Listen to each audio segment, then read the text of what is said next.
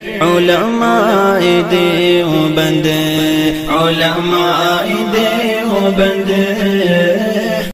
میرے محترم بھائیو بزرگوں، سمجھنا یہ ہے کہ اللہ فرما رہے ہیں لعلکم تتقون، روزے داروں کی خاص صفت کیا ہوگی؟ تقوی۔ روزے داروں کی خاص صفت کیا ہوگی؟ بولتے نہیں، بات سمجھ میں نہیں آ رہی۔ روزے داروں کی خاص صفت تقوی۔ تقوی تقوی تقوی کا ایک چھوٹا ڈیفینیشن میں کر دیتا ہوں۔ ہمیں ڈاکٹر کے پاس جاتے ہیں، فیور ہو گیا اور ڈاکٹر نے ہمیں میڈیسن دیا اور ساتھ میں یہ کہا کہ آپ یہ کھانا چھوڑ دیں، ان چیزوں سے پرہیز کریں اور اس میڈیسن کو یوز کریں، آپ کی طبیعت ٹھیک ہو جائے گی۔ ہمیں گھر آ کے کیا کریں گے؟ جیسے جیسے ڈاکٹر بولے گا ویسے ویسے ہمیں کر لیتے۔ ڈاکٹر میڈیسن صبح اور شام کھانے بولے، صبح شام کھائیں گے۔ ڈاکٹر بولے تمہیں اڈلی کھانا، چاول نہ کو کھانا، فیور بڑھ جاتا، ہمیں چاول چھوڑیں گے، اڈلی کھائیں گے۔ تو ڈاکٹر پرہیز کرنے بولا، ہمیں پرہیز کرے، صحت بنی، بیماری دور ہوا۔ اسی طرح جن جن چیزوں سے اللہ نے روکا ہے، اللہ نے منع کیا ہے، ان چیزوں سے رک جانے اور پرہیز کرنے کا نام تقوی ہے، اور جن جن چیزوں کو اللہ نے کرنے کے لیے کہا ہے ان کا نام عبادت ہے۔ اگر ہم ایسا ہی کریں گے کہ جن کو اللہ نے کرنے کے لیے کہا ہے یعنی عبادت کریں گے، اور جن سے اللہ نے بچنے کے لیے کہا ہے یعنی تقوی اپنے اندر لائیں گے، تو ہمارا ایمان بنے گا، ہمارا ایمان مضبوط ہوگا اور ہم اس دنیا سے ایمان کی حالت میں جائیں گے۔ ڈاکٹر منع کرے ہمیں مانے نہیں تو جان جاتا، اللہ منع کرے، رسول اللہ منع کرے ہمیں مانے نہیں تو ایمان جاتا۔ اب ہمیں اچھی طرح سمجھتے ہیں، اللہ کی مانیں گے تو کامیاب، نہیں مانے تو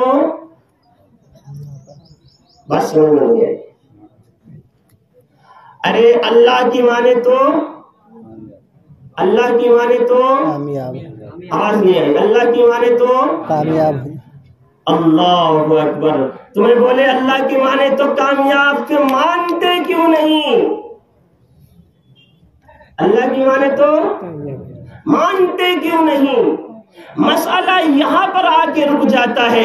ہماری زبانیں کہتی ہیں اللہ کی مانیں گے کامیاب، ہمارا دل یہ کہتا ہے دین پر چلیں گے کامیاب۔ آج ہزاروں نہیں کروڑوں کی تعداد میں یہ اللہ کے ولی، اللہ کے بندے، یہ تبلیغ والے نظام الدین مرکز سے اٹھ کر دنیا کے گوشے گوشے میں اور دنیا کے کونے کونے میں ایک ہی پیغام دے رہے ہیں، میرے بھائیوں دین پر آ جاؤ، کامیابی تمہاری قدم چومے گی۔ اصل کامیابی رب نے دین پر رکھا ہے۔ ہمیں مانتے ہیں کہ کامیابی دین پر ہے، ہمارا عقیدہ ہے کہ کامیابی دین پر ہے، ہمارا یقین ہے کہ کامیابی اللہ اور اللہ کے رسول اللہ کے ماننے پر ہے، لیکن مانتے کیا؟ بولو۔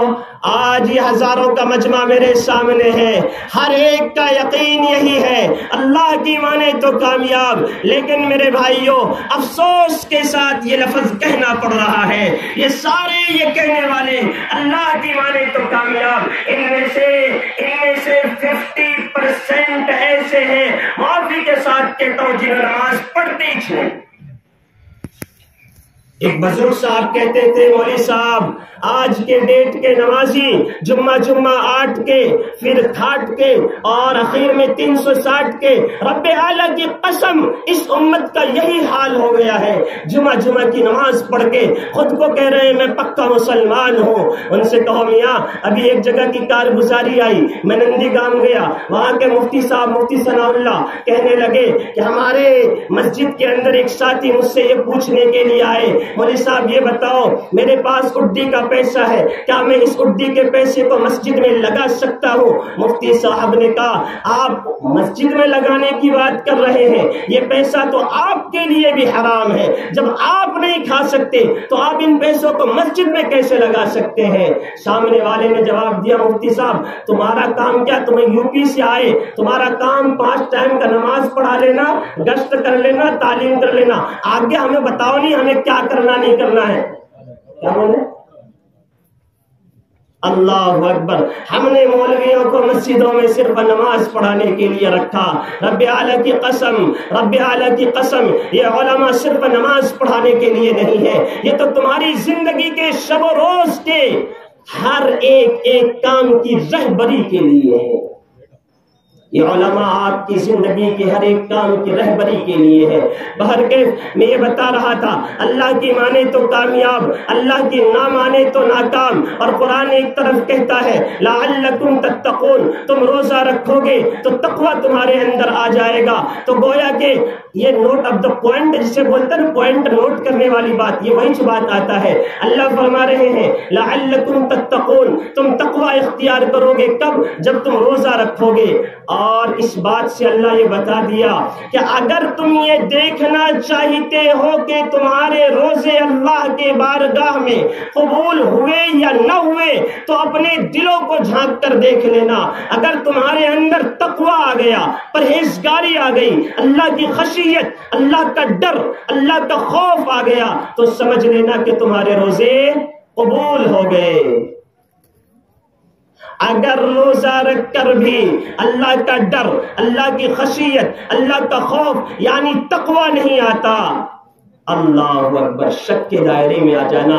میں یہ بات اپنی طرف سے نہیں کہہ رہا، میں یہ بات اپنی طرف سے مشہور عالم دین مفتی تقی عثمانی صاحب دامت برکاتہم العالیہ اپنی کتاب کے اندر اس بات کا ذکر کرتے ہیں. حضرت فرماتے ہیں کہ اگر آپ یہ دیکھنا چاہتے ہیں کہ آپ کے روزے اللہ کے بارگاہ میں قبول ہوئے یا نہ ہوئے، اپنے دلوں کو جھانک کر دیکھ لینا. آپ کے دل کے اندر اگر تقوی اتر گیا، آپ کے دل میں اگر تقوی آ گیا، گناہ سے آپ بچنے والے بن گئے، گناہ کو دیکھ کر اللہ کا ڈر اگر آپ کے دل کے اندر آ گیا، سمجھ لو آپ کے روزے کامیاب، آپ کے روزے قبول. اور اگر روزہ رکھ کر حدیث یاد آ گئی، حدیث یاد، بڑی خوبصورت حدیث ہے، یہ روزے دار کل قیامت کے دن اللہ کے بارگاہ میں ہوں گے اور اللہ رب العزت کہے گا تم نے میرے لیے روزہ نہیں رکھا.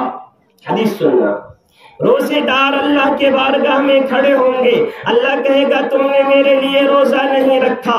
وہ کہے گا یا اللہ میں نے پورے 30 دن کے روزے رکھے ہیں، میں نے پورے رمضان کے مہینے کے روزے رکھے ہیں. اللہ فرمائے گا نہیں، تم نے روزہ نہیں رکھا. کہے گا یا اللہ آپ میرے ابا سے پوچھیں، میری اماں سے پوچھیں، میرے بچوں سے پوچھیں، یا اللہ یہ سب گواہ ہیں میں نے روزہ رکھا، میں نے روزہ رکھا، میں نے روزہ رکھا. اللہ فرمائے گا نہیں، تم نے روزہ تو رکھا، میں نے قبول نہیں کیا. یا اللہ تو نے قبول کیوں نہیں کیا؟ اللہ فرمائیں گے اس لیے قبول نہیں کیا کہ تم روزہ رکھ کر بھی تقوی اختیار نہیں کیے، تم روزہ رکھ کر بھی گناہوں سے نہیں بچے، تم صرف بھوکے اور پیاسے رہے، اس کے سوا اور کیا بھی نہیں کیا، اس لیے میں نے تیرا روزہ قبول نہیں کیا. میرے بھائیوں، روزہ کے ساتھ جو لازم و ملزوم والی چیز ہے وہ تقوی ہے. اور یہ 1 مہینے کا روزہ 11 مہینے کا پاور دیتا ہے. یہ 1 مہینے کے رمضان کا عبادت 11 مہینوں کے لیے ہمیں تیار کرتا ہے. یہ 1 مہینے رمضان کی نماز اور رمضان کی تراویح ہمیں 11 مہینوں کا ٹریننگ دیتا ہے، ہمیں مضبوط کرتا ہے. اگر واقعی آپ نے اللہ کی عبادت اس رمضان کے مہینے میں کیا، اگر واقعی آپ نے رمضان کے مہینے کے روزے رکھے، اگر واقعی آپ نے رمضان کے مہینے میں اللہ کو یاد کیا اور تقوی اختیار کیا، تو پھر یاد رکھو آپ کی مغفرت ہو گئی ہے، آپ کی بخشش ہو گئی ہے. لہذا اس کو کنٹینیو اگلے رمضان تک آپ کو رکھنا ہوگا. بولو، رکھنا نہیں ہوگا؟ ایک مثال دیتا ہوں، میرے ٹائم دیکھ لو، 1 منٹ بچا ہے. ایک لوہا بہت دنوں سے پڑا ہوا تھا کباڑے میں، اس میں خوب زنگ لگ گیا. خوب زنگ، معلوم نا، مٹی جب لوہے کو کھاتی ہے تو اس میں زنگ لگ جاتا ہے. پھر ہمیں اس لوہے کو لائے، اس کو آگ میں دیا اور تپایا، اس کو پیٹا اور پیٹ کر اس لوہے کو نیا بنا دیا. کیا بنایا؟ نیا بنا دیا. اب وہ جس لوہے پر زنگ لگ چکا تھا، اب وہ جو لوہا گندا تھا، کسی کام کا نہیں تھا، لیکن اس کو ہم نے آگ میں ڈال کر، پکا کر، تپا کر، تیار کر کے نیا لوہا بنا دیا. تو اب یہ بتاؤ کہ کیا پھر اس لوہے کو مٹی میں ڈالیں گے یا کام میں لائیں گے؟ بولو. اگر کام میں نہیں لائے تو دوبارہ زنگ لگتا یا نہیں لگتا؟ ارے بولتے نہیں، دوبارہ زنگ لگتا نہیں لگتا؟ لگتا نا. کام میں لاتے رہے تو زنگ. میرے بھائیو، مسئلہ تمہارے سامنے ہے. رمضان کے مہینے میں تم نے عبادتیں کی اور تم پاک و صاف ہو گئے، جیسے لوہا پک کر تپ کر نیا اور تیار بن گیا. تمہیں گندے تھے، تمہارا دل گندا تھا، سارا سال تم نے گناہیں کی، سارا سال تم نے خطایں کی، نمازیں چھوڑی، جھوٹ بولے، غیبت کی، چغلی کیا، پتہ نہیں کیا کیا ہم نے گناہیں کی، پتہ نہیں رات کے اندھیروں میں کیسی خطایں کی، پتہ نہیں دن کے اجالوں میں ہم نے کون سے گناہ کیے. ہم گناہ کر کر کے بالکل گندے ہو چکے تھے، ہمارے دل میں زنگ لگ چکا تھا. لیکن ربا اللہ نے ہمیں رمضان کا مہینہ عطا کیا، اور پھر اس رمضان کے مہینے میں ہمیں روزہ رکھ کر پکے اور تپے، پھر ہمارا دل صاف ہوا، ہمیں صاف ہوئے، اور پھر نیا ماڈل کی طرح ہمیں بن کے تیار ہو گئے. اب اگر اس کو کنٹینیو اعمال پر رکھیں گے تو یہ نیا اور تیار رہے گا، اور اعمال کو چھوڑیں گے جیسے لوہا کو اگر دوبارہ چھوڑ دیے تو زنگ لگتا، ہمیں اعمال چھوڑیں گے تو پھر ہم گندے ہو جائیں گے. ہوتے نہیں ہوتے؟ پھر ہمارے اندر زنگ لگ جاتا. مجھے ایک بات سب ایمانداری سے بتانا، لاسٹ بات کہہ رہا ہوں، ایمانداری سے بتانا، آپ میں سے کوئی ہے جو جنت جانا نہیں چاہتا؟ یہ بات میں کھڑے ہو کے پوچھتا ہوں. ہاں جی، کوئی ہے جو جنت جانا نہیں چاہتا؟ بولتے ہیں. جو جنت جانا چاہتے ہیں ذرا ہاتھ اٹھاؤ. لاسٹ بات. وہ ہاتھ نہیں اٹھائے، وہ جاتے نہیں کیا جنت؟ اللہ اکبر. میرے بھائیوں، دنیا کی ہزار خوبصورتی جنت کے صرف ادنا خوبصورتی اور کم ہے. سمجھ رہے ہیں؟ بہت خوبصورت ہے اللہ نے جو جنت آپ کے لیے بنایا ہے. تم یہاں بچیوں کے پیچھے دوڑتے ہو، ایک ایک جنتی کو 70 گھوڑے ملیں گی. کیوں چھوڑتے ہو گھوڑوں کو جی؟ ہاں چھوڑیں گے کیا؟ جائیں گے جنت؟ پھر آج وعدہ کر لو. نمازیں کون کون چھوڑیں گے بھائی؟ کون کون؟ اگر نہیں چھوڑیں گے تو اللہ کے دربار یہ ایک بڑا اجتماع ہے. اللہ کے حضور وعدہ کرو، اللہ رمضان کے مہینے کے اندر تو نے تمام ایمان والوں کی بخشش اور مغفرت فرما دی. اللہ اسی بخشش اور مغفرت کی حالت میں ہماری موت دینا. تو آمین. اللہ اسی بخشش اور مغفرت کی حالت میں ہمیں موت دینا. اللہ اسی بخشش اور مغفرت کی حالت میں ہمیں موت دینا. اس کے لیے 5 کام کرنے ہوں گے. کتنے؟ پہلا کام، نماز نہیں چھوڑنی ہوگی. امام احمد بن حنبل فرماتے ہیں جو جان بوجھ کر نماز چھوڑ دے اس کا قتل کر ڈالو. کیا کہتے ہیں؟ جان بوجھ کر نماز چھوڑنے والوں کا قتل کر ڈالو. اللہ کے پیارے حبیب فرماتے ہیں جو جان بوجھ کر نماز چھوڑے انہوں کفر کیا.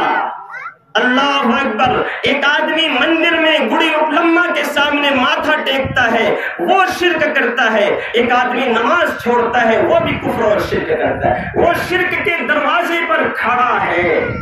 میرے عزیزوں، آج اللہ کے سامنے وعدہ کر لو، اللہ ہماری قیامت کی صبح تک جب تک زندہ رکھیں گے نماز نہیں چھوٹے گی انشاءاللہ. اللہ کو ہاتھ ہلا کے بتا دو، اللہ دیکھ رہا ہے، تمہیں دیکھ رہا ہے، یہ چاروں اور فرشتوں کا گھیرا ہے. اللہ نماز نہیں چھوٹے گی. قسم خدا کی نمازیں پڑھنا شروع کر دو، ساری برائیوں سے تم رک جاؤ گے. یہ میں نہیں کہتا، اللہ کا وعدہ ہے، اللہ کا قرآن کا وعدہ ہے. مولوی صاحب یہاں پر بیٹھے، سناتا ہوں قرآن. اتل ما اوحی الیک من الکتاب واقم الصلاۃ ان الصلاۃ تنہی عن الفحشاء والمنکر. میں نے آپ کو ساری گناہوں سے رکنے کے لیے اس وجہ سے نہیں کہا، ایک نماز تم پڑھنا شروع کر دو 5 ٹائم کا، سارے گناہوں سے تم رک جاؤ گے انشاءاللہ. اللہ کا قرآن کہتا ہے جس نے نماز پڑھی وہ تمام برائیوں سے رک جاتا ہے. رکتا نہیں رکتا. اس وجہ سے 5 کام کریں گے انشاءاللہ.